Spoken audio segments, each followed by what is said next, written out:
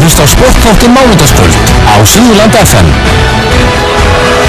Það er svo mikið þannig sportþáttur með ykkur hérna á þessu mánudagskvöldi og já, það er komið tími yfir í rally og körfuknattleik, en við ætlum fyrst að byrja að spyrja viðmælendamennan Heimir Snær Jónsson.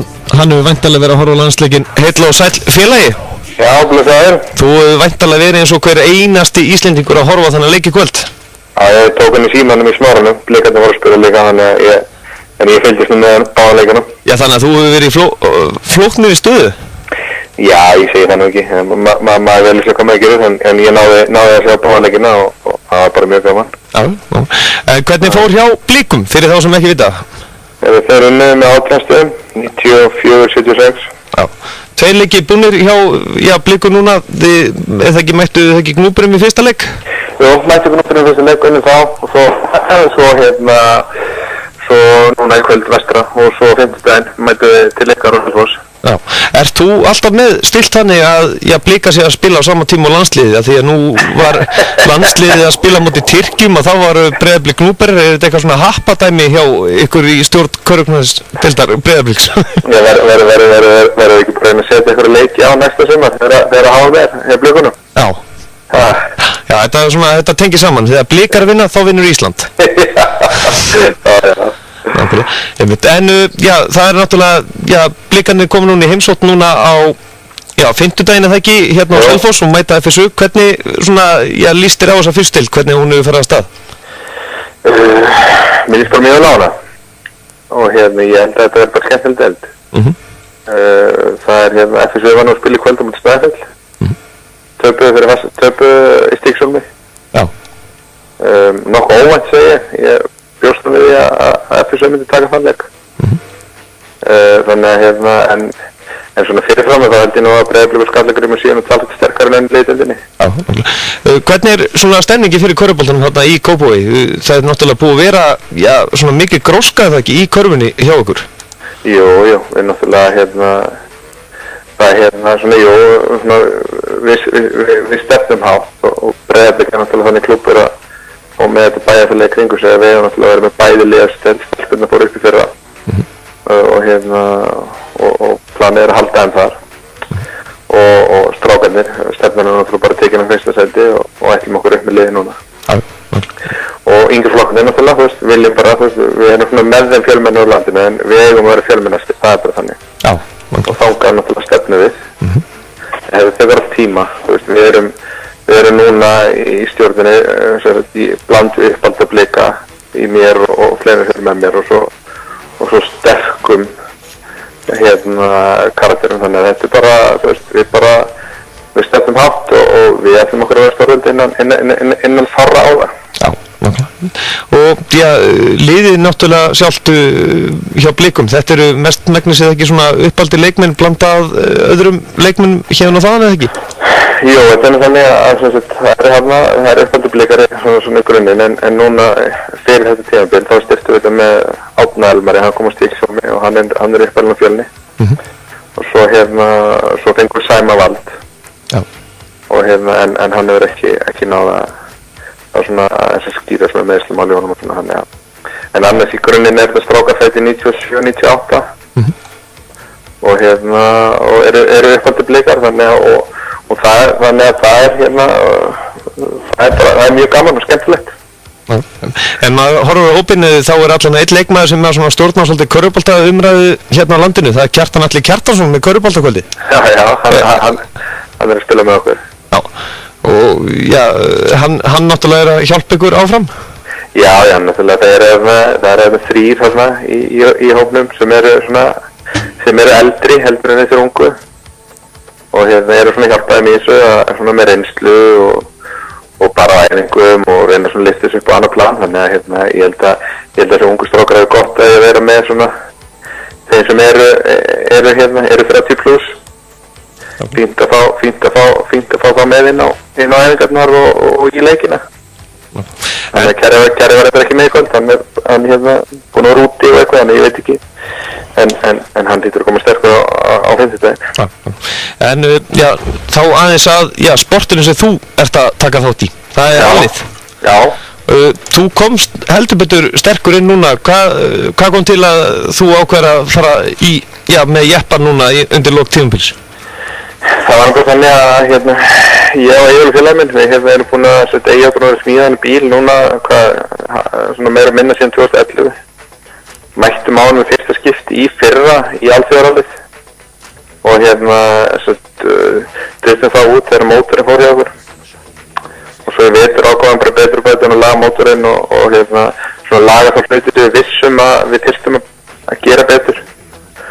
Og svo ákváðum við bara, þetta það gaman að taka 1-2 keppnir á sumri, það er eiginlega ekki hægt að sleppa því að taka, maður verður alltaf að taka 1-2 keppnir á sumri.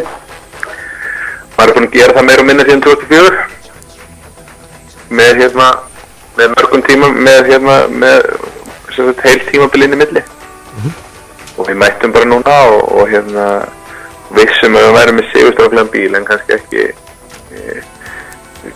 þetta fór svona vonum framar hjá okkur unni. Við vissum að þetta möguleika að fara pall en svo bara sáum við að fljótlega bara eftir fyrsta daginn af 3 að við áttum fullt erindi í að keppa fyrsta seti og það bara tókst og það var bara mjög gaman sko. Fyrst í jeppin til að vinna rall á Íslandi sko. Og alþjóðarallið sjálft, áttirðu von á því að þið gætuð mitt unnið þetta á jeppunum? Það er bara þannig að þegar þú keppir í íþrótt sko, þegar það er körfubolti, fótbolti eða rally, þá náttúrulega ef þú hefur ekki trúið þessu að gera þá getur þú sleppt þessu. Og við eigum alveg trúið því við gætum mögulega unnið en við vissum að það var langsótt. En svona fljótlega bara á annarri leið í rallinu þá tökum við fórustu. Og þá var ekkert verið að slaka á, þá var bara bætt í og vorum komið góða fórustu fyrir lokadaginn. Og gátu það alveg að spilast á þetta og bara þetta bara gekk fullkomlega upp sko. Algjör snild, en hvernig hefur svona fundist rally-tímabilið hingað til? Náttúrulega það var svolítið mikil stemning núna í sumar. Já, það var bara, þetta gekk, þátturinn var misjöfn en hún var ágætt og Fylkir stóð uppi sem illmeistari og Subaru og bara það var nokkuð skemmtileg sko, þannig að þetta er alltaf að svona, þetta kemur svona hægum að lægum en sumari sem var gott og ég hugsa sumari á næsta verði ennþá betra, mér svona heyrst á mannskapnum sko.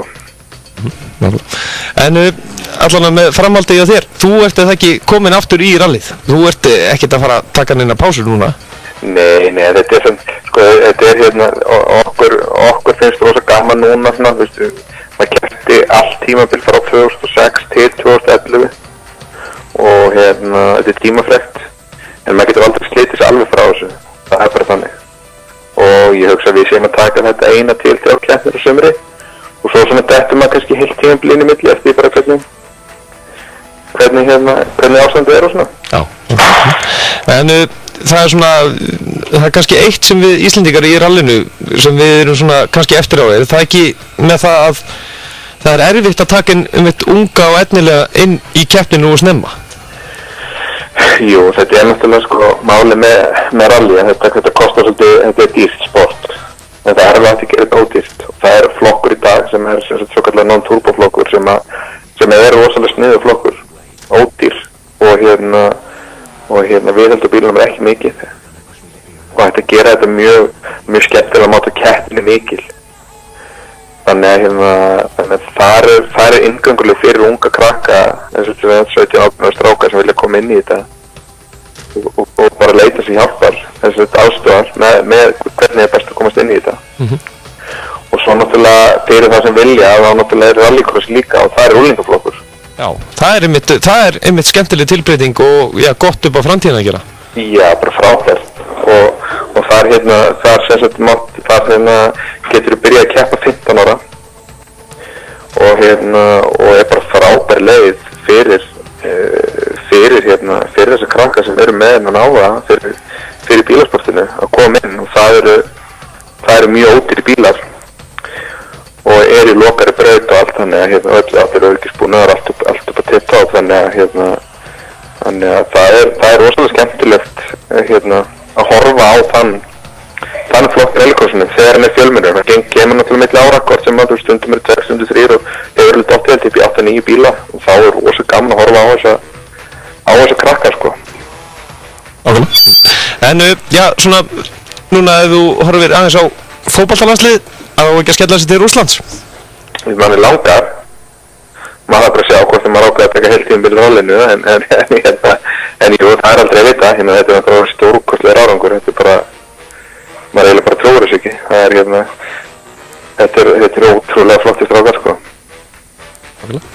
Og já, hver var svona maður leiksins í þínum augum? Sko, ég sá ekki nógu mikið af leiknum til að geta metið það, því að ég var með henni í símanum og horfa á leikana á móti Vestra, þannig ég nú ekki tóm bara á það, sko. Maður var að koma heim núna og núna fær maður að horfa á leikin á plúsnum og getur metið eftir það. En það er allan spennandi tímabil framöndan í körfunni og já, rallyið fyrir næsta sumar. Já, klart maður, það er alltaf ná að snúast. Það er eitt sem ég glemdi að spyrja það, sem að hlustandi veit kannski ekki. Hvernig kom það til að þú fórst í rally á svona tíma? Þannig að við náðum því í lokin. Ég glemdi náttúrulega að kynna því í innganginum. Ég byrjaði rally 2004. Þá byrjaði ég að keppa fyrst. Og Dóri bróðir hafði byrjað að keppa 2001. Og þá fór ég inn sem kóari og hef svona 90% mínum rallferðli sem kóari en svo hef ég keppt inn í milli, þannig að en svo voru alltaf í kringum pappa í gamla það, hann var að keppa í kringum svona 88-89, þannig að maður er búinn að vera að reyna við rally og fylgjast með bara frá því að maður var bara 3-4 ára, sko. Bestu þakki fyrir að gefa okkur tíma og já, gangi sem allra best og það er náttúrulega að sjálfsögðu endurvita ykkur blika lagi. Eða ekki. Takk fyrir. Ekki með þess, takk. Bye. Það held ég nú sportátturinn með ykkur hérna þessu mánudagskvöldi. Við höldum áfram að snúast í kringum körfuboltan og fótboltan hérna í restina af þessu kvöldi. En auðvitað eru fjölmargi manns náttúrulega niður í bæ núna í fullri stemningu. Leiki kvöldsins í körfunni var þannig að Blikarunni Vestra 94-76 í fyrstil karla. Snæfell sigraði FSU 110-103. Allt sem tengist íþróttum. Sportátturinn mánudagskvöld á Suðurland FM. Hefur þú smakkað eldbökuðu pizzurnar í Þrastallundi? Pizzur eru langbestar eldbakaðar. Komdu við og smakkaðu fjölbreytt og lífengt úrval af eldbökuðum pizzum. Þrastallundur.is. Hvað erum við búin að byrja að semja mörg lög senni, veistu það? Er ekki 17 lög mann? Er þetta ekki mikið? Aldrei mikið. Uppáhalds. Gunnar Þórðarsson og Þorsteinn Eggertsson. Tónleikaröð á Hótel Grímsborg. Villibráðarhlaðborð og tónleikar aðeins 9.900 krónur. Háltu á grímsborgi.is og pantaðu núna. Hótel